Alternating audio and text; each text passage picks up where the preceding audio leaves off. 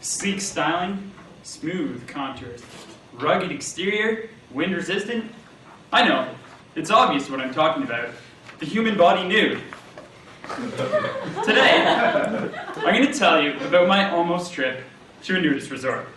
I'm going to tell you, 1, how I stumbled upon such a fine establishment, 2, why I considered checking it out, and 3, why I decided against embarking on a nudist adventure. It all began this past Thanksgiving weekend. I was traveling from my hometown of Lindsay back to Waterloo. I was well fed on turkey and more than enough family gathering time, just enjoying the ride. Near Guelph, as I was coming down the 401, something strange happened. Something very strange and unusual.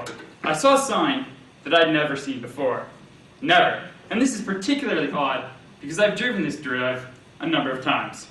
Out of the corner of my eye, I caught the word nudist, and immediately my reaction was, where? I scanned the countryside and the road in front of me, left, right, center, and there were no nudists to be found.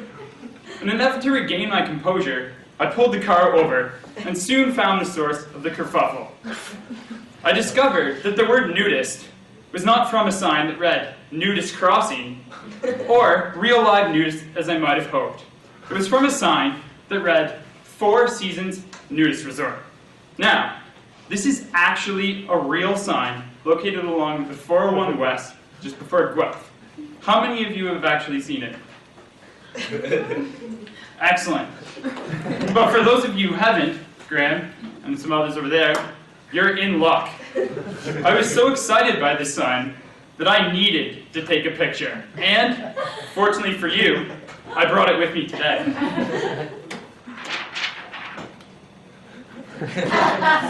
Now, I'm not joking, this is a real sign. And if you notice from the trees, and there's also a house in the back there, it's kind of difficult to see. This sign is massive. But I wanted to give you a little bit more context on this, so you actually had something to compare it to. So, this past weekend, I returned to the sign and took another picture. And in true Speechcom 223 fashion, I got in the picture as well. You can see that relative to my own height, that this sign is at least 8 feet wide, at least 10 feet high.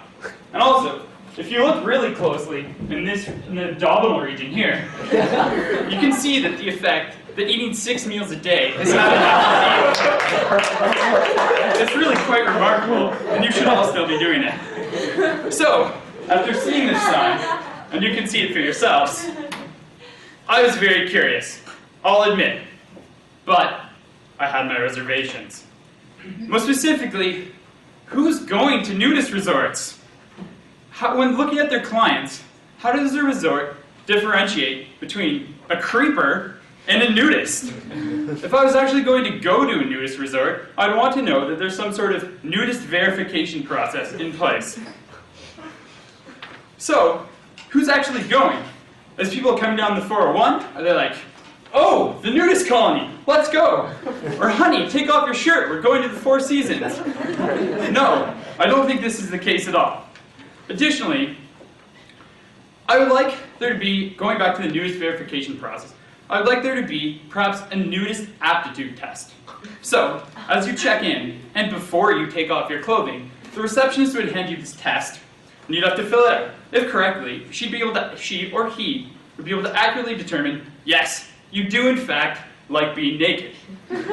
Another option would be to create the creation of a nudist governing body.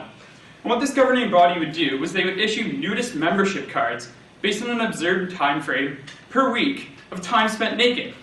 So imagine this. Say you spend 40 to 60 hours a week naked. You might spend, at that level, you would come in at about a bronze level nudist. But if you were able to spend all 168 hours of the week au naturel, you'd be a gold level nudist.